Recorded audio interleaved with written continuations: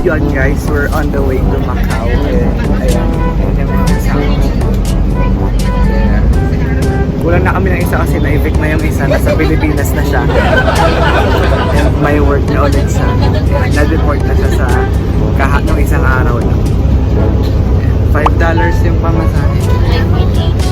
5.80 or 5.8 Hong Kong dollars.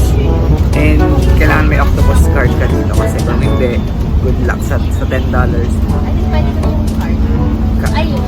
Cash. Pero walang magsusubulan.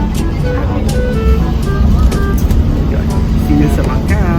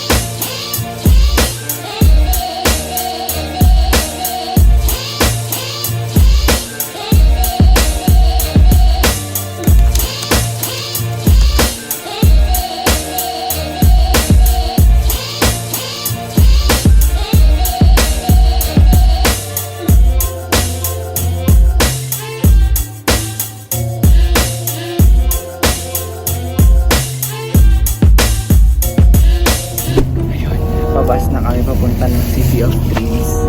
Siya yung may pangalan niya. Uy, legit naman ito. Kapagod po maghanap ng mga free shuttle.